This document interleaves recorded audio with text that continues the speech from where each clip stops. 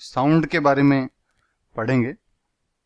हम रोज अलग अलग तरह की साउंड सुनते हैं, बर्ड्स की, घंटी, मशीन, किसी बाहर व्हीकल के जाने की, टेलीविजन की, रेडियो की, अलग अलग तरह की साउंड सुनते हैं।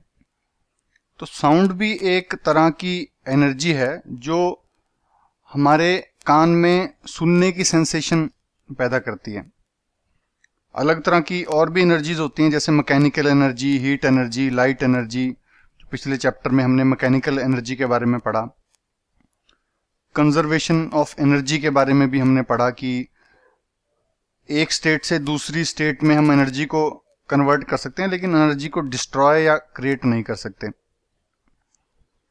तो एक फॉर्म से दूसरी फॉर्म में से हम चेंज कर सकते हैं। जैसे हम ताड़ी बजाते हैं, क्लैप करते हैं, तो उसमें एक फॉर्म की एनर्जी दूसरी में कन्वर्ट हो जाती है। तो इसमें अब बताइए कि कौन सी फॉर्म की एनर्जी साउंड एनर्जी में कन्वर्ट हो रही है। तो आगे हम इस चैप्टर में सीखेंगे कि साउंड प्रोड्यूस कैसे होती है और एक मीडियम से दूसरे मीडियम में ट्रांसफर कैसे होती है ये, और हमारे जो कान हैं वो कैसे रिसीव करते हैं साउंड को।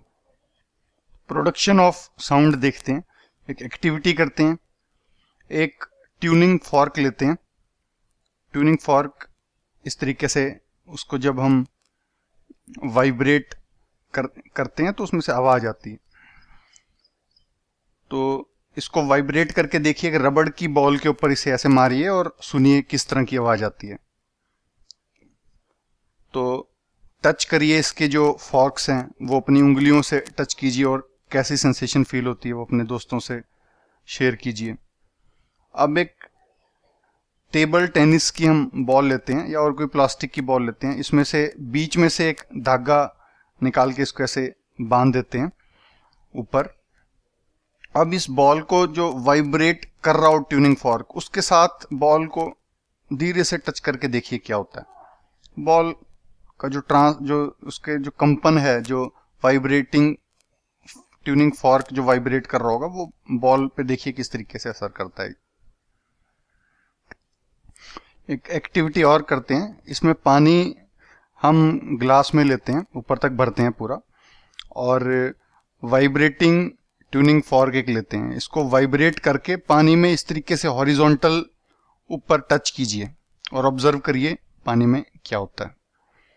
अब इसी ट्यूनिंग फॉर्क को दोनों हिस्से पानी में आप डुबाइए, तो देखिए क्या होता है पानी में। तो इन सब एक्टिविटीज से हमें पता लगेगा कि ट्यूनिंग फॉर्क आवाज प्रोड्यूस कर रही है, साउंड प्रोड्यूस कर रही है।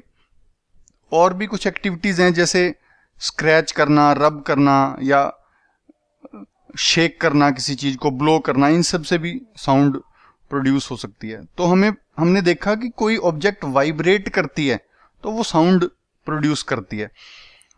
तो मतलब टू एंड फ्रो, आगे पीछे अगर मोशन होता है किसी ऑब्जेक्ट का, वो बहुत तेजी से, रैपिडली, जैसे ट्यूनिंग फॉर्क आगे की तरफ से बहुत तेजी से आगे पीछे हो रही थी, तो उससे वाइब्रेशन से साउंड प्रोड्यूस होती है।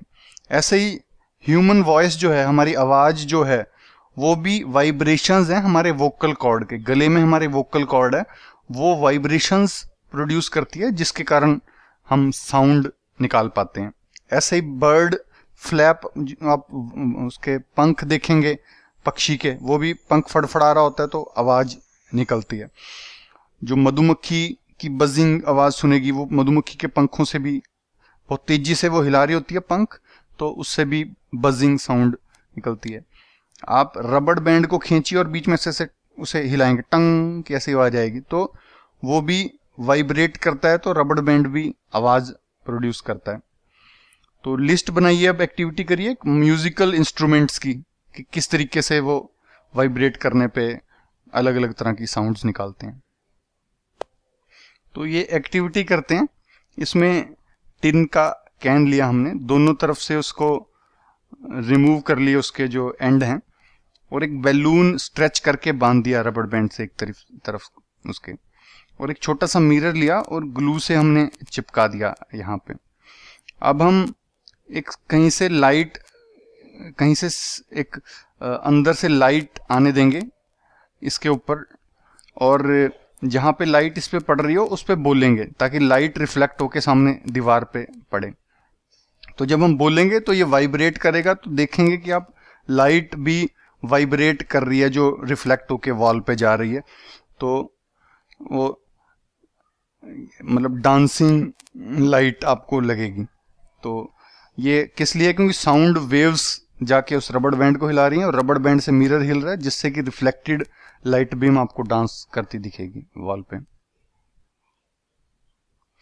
प्रोपोगेशन ऑफ साउंड के बारे में जानते हैं, मतलब साउंड कैसे प्रोपोगेट करती है, कैसे ट्रेवल करती है किसी चीज में। अभी हमने जाना कि कोई वाइब्रेट करने पे किसी ऑब्जेक्ट के साउंड प्रोड्यूस होती है। तो वो जो मैटर और सब्सटेंस जिसके थ्रू जो साउंड ट्रेवल करे उसको मीडियम कहते हैं। जैसे हवा में से अगर साउंड ट्रेवल कर रही है तो हवा को हम मीडियम कहेंगे। तो ये मीडियम जो है ये सॉलिड भी हो सकता है, लिक्विड भी हो सकता है, गैस भी हो सकता है। मतलब पानी में भी साउंड ट्रेवल कर सकती है, गैस में भी कर सकती है, और किसी सॉलिड के थ्रू भी ट्रेवल कर सकती है। तो जो साउंड ट्रेवल कहाँ से करेगी कि एक तो पॉइंट ऑफ जनरेशन जहां से पैदा हुई साउंड और लिसनर तक, सुनने वाले तक ट्रेवल करेगी। तो ऑब्जेक्ट जो जब वाइब्रेट करता है तो उस वाइब्रेट करने के जो ऑब्जेक्ट के बिल्कुल साथ मीडियम के पार्टिकल्स हैं, जैसे हवा में अगर वाइब्रेट कर रहा है तो हवा के पार्टिकल्स, या कोई और पानी में है तो पानी के पार्टिकल्स, तो वो बिल्कुल जो मीडियम के पार्टिकल्स भी वाइब्रेट करना शुरू करेंगे। तो वो पार्टिकल्स नहीं ट्रैवल करते, पार्टिकल अपने साथ वाले पार्टिकल को डिस्प्लेस करेगा, उसके ऊपर फोर्स लगाएगा बिल्कुल साथ वाले के, और फोर्स लगाने के बाद अपनी ओरिजिनल पोजीशन पे आ जाएगा, मतलब रेस्ट पे आ जाएगा। और जो साथ वाले पार्टिकल को जिसको डिस्टर्ब किया है वो अगले पार्टिकल को ऐसे ही आगे जाके उस पर फोर्स लगाएगा, अपने ओरिजिनल पोजीशन पे आ जाएगा। तो वेव्स की तरह ये बिहेव करेंगे, मतलब पार्टिकल्स नहीं मूव करेंगे, वो जो डिस्टर्बेंस जो क्रिएट हुई साउंड से वो मीडियम के अंदर ट्रेवल करेगी आगे की तरफ। तो जो ये वेव है, तो एक वेव डिस्टरबेंस होती है जो मीडियम के अंदर ट्रेवल करती है। तो मीडियम जब प्रोड्यूस होती है, जैसे साउंड प्रोड्यूस हुई, तो एक पार्टिकल को ये डिस्टर्ब करेगी, वो अपने साथ वाले पार्टिकल को डिस्टर्ब करेगा, वो उससे अगले को करेगा। तो इसके थ्रू जो ये डिस्टरबेंस मीडियम के अंदर आगे की तरफ जाएगी, और इस जो डिस्टरबेंस जो आगे की तरफ प्रोपोगेट करेगी इसको वेव कहेंगे। तो साउंड भी एक वेव है, इसको हम वेव की तरह विजुलाइज कर सकते हैं, और जो मीडियम के पार्टिकल्स हैं वो इसको आगे की तरफ लेके जाते हैं। तो इसको साउंड को हम मैकेनिकल वेव भी कह सकते हैं। तो एयर जो है कॉमन मीडियम जिसके थ्रू ज्यादातर जो साउंड ट्रेवल करती है। तो जब एक कोई एयर का मतलब कोई एक ऑब्जेक्ट वाइब्रेट करती है तो अपने साथ वाली चीज को ये पुश करती है या कंप्रेस करती है, जैसे साथ वाली एयर को, तो इससे अलग अलग रीजन्स बन जाते हैं जैसे इसमें दिखा रखे हैं। तो कुछ रीजन्स तो जैसे ये फॉर्क ने, जो ट्यूनिंग फॉर्क ने राइट साइड में एक्सर्ट किए, तो इधर वाले जो पार्टिकल्स हैं ये कंप्रेस हो गए, उन्होंने साथ वालों को किया, तो ये एरिया ऑफ कंप्रेशन बन गया। ऐसे ही कुछ एरिया जब ये उल्टी साइड गई तो जहां पे कम पार्टिकल्स हैं वहां रेरिफेक्शन का एरिया बन गया। तो जो ये साउंड ट्रेवल कर रही है आगे पीछे होने से कंप्रेशन और रेरिफ्रैक्शन हवा में जो प्रोड्यूस हुई, तो ये हमें पता है कि जहां पे कंप्रेशन ज्यादा हो वहां पे प्रेशर ज्यादा होता है, और जहां पे कंप्रेशन कम हो वहां पे प्रेशर कम होता है। तो हाई प्रेशर के कंप्रेशन का रीजन बन गया, लो प्रेशर के रेरिफेक्शन का रीजन बन गया। तो ये जो वेव है या साउंड वेव है ये एयर के अंदर इसी तरीके से कंप्रेशन और रेरिफ्रैक्शन के एरियाज कन्वर्ट करेंगे और ये आगे की तरफ ट्रेवल करेंगे।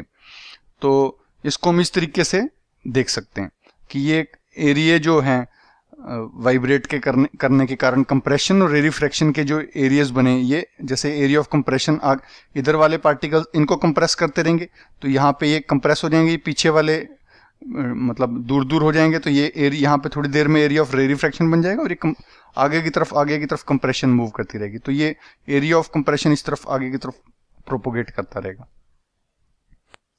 तो अब हम देखते हैं कि साउंड को एक मीडियम चाहिए होता है ट्रेवल करने के लिए, क्योंकि साउंड एक मैकेनिकल वेव है, इसको मीडियम चाहिए, जैसे एयर या पानी, वाटर, स्टील, किसी प्रोपोगेट करने के लिए इसको कोई मीडियम चाहिए। ये वैक्यूम के अंदर ट्रेवल नहीं कर सकती, जहां पे कुछ ना हो, हवा भी ना हो, वहां पे ये ट्रेवल नहीं कर सकती। तो एक्सपेरिमेंट एक करते हैं, उसमें एक इलेक्ट्रिक बेल हमने एयर टाइट इसमें जार के अंदर रखी है, तो बेल की तारें बाहर आ रही हैं। जब इसमें एयर है और बेल हम बजाएंगे तो हमें बाहर इसकी आवाज सुनेगी, क्योंकि हवा से यहाँ तक दीवार तक आ रही है, बाहर वाली हवा से हम तक पहुंच रही है। लेकिन एक फिर वैक्यूम पंप से हम इसकी सारी हवा बाहर को खींच लेंगे। अब इसके अंदर वैक्यूम हो गया, हवा खत्म होगी, अब हम बेल बजाएंगे तो हमें इसकी आवाज नहीं सुनाई देगी। तो इसका मतलब वैक्यूम के अंदर हवा ट्रेवल नहीं करती, स्पेस में मान लो वैक्यूम है, वहां पे आवाज नहीं सुनाई देगी हमें। चांद पे भी वैक्यूम है तो आवाज नहीं सुनाई देगी हमें। तो हवा, एयर होनी जरूरी है या कोई मीडियम होना जरूरी है एयर को ट्रेवल करने के लिए, जो साउंड वेव्स को ट्रेवल करने के लिए, प्रोपोगेट करने के लिए।